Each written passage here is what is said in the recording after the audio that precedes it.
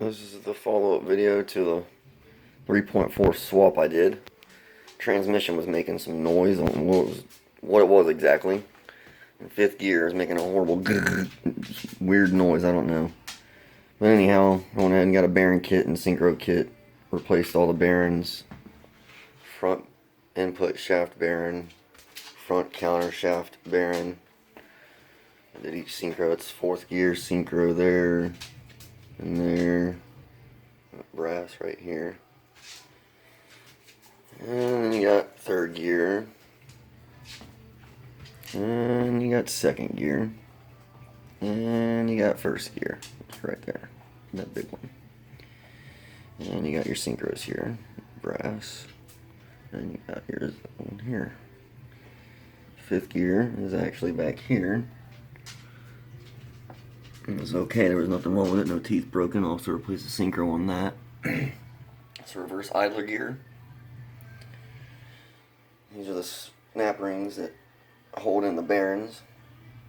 I'm not done yet because I'm missing 3 snap rings that I need. One here on the front counter shaft bearing, one here on the front input shaft bearing, and there's one inside this hub.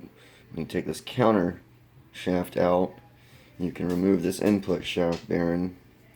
There's a roller bearing, and then also a C-clip that's supposed to go in there, a snap ring.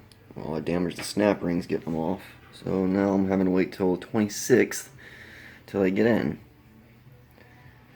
So here it is, waiting.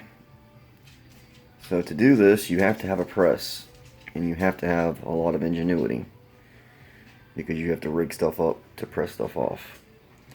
Bearings have to be pressed off. I press them back on. You got to be careful doing that. Your second gear here has to be pressed off, along with the third gear hub as well. And then your first gear has to be pressed off, pressed back on, and all these have to be pressed back on as well. Your rear output shaft bearing goes here, which is sitting, I think I'm going to throw it away.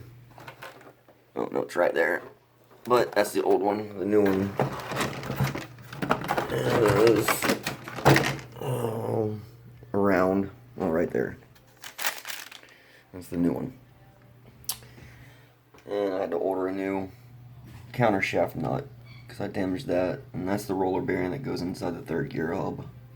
It goes on to the counter shaft there in the back.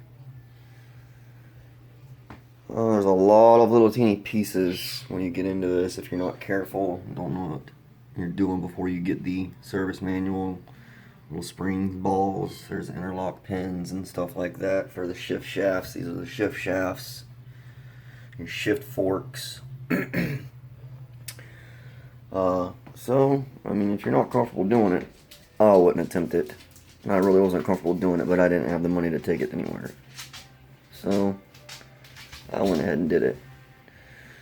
And also, that's a thrust washer for fifth gear as well. A little ball bearing there.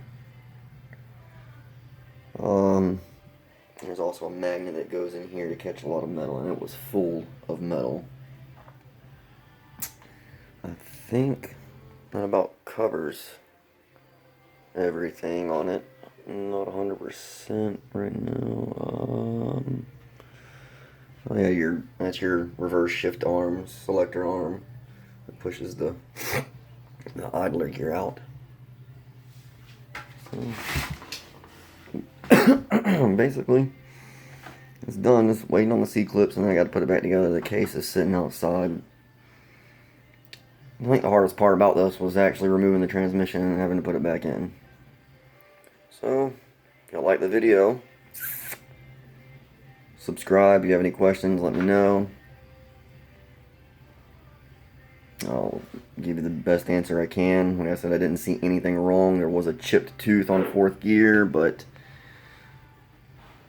that wasn't what was causing the noise I was hearing. There's the chip right there. But that wasn't the noise that I was hearing. The noise I was hearing was coming from fifth gear somewhere. I'm hoping maybe it was just a bearing. I don't know. We'll see when he goes back in. I hope it doesn't do the same thing.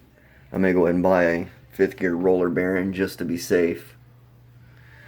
I think they're like 15 or 30 bucks. I'm not sure, but just to be safe, I should go ahead and do that because I did replace the front input shaft roller bearing and all the other bearings. Only roller bearings I didn't replace were the first gear roller bearings and the number 2 and 3 hub sleeve roller bearings. And it tells you also to check clearances and everything. I don't really know how or where to check clearances on most of it, so I'm hoping that everything was correct. As far as clearances go, I do know how to check the thrust clearance for the thrust washer in 5th gear, and I did check the thrust for first. So there's a few of them I did know where to check for, but the others I wasn't 100%. And it also tells you to use special tools to press bearings and things like that. You can go get the special tools. I did see one of them was like $300. I didn't need any special tools. I made my own with PVC pipe to press the bearings back on. And everything rolls just fine.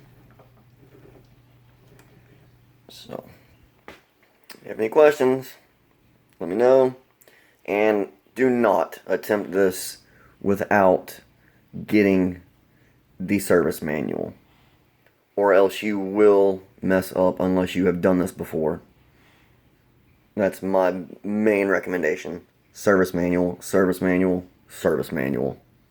Don't attempt it without the service manual. Thanks.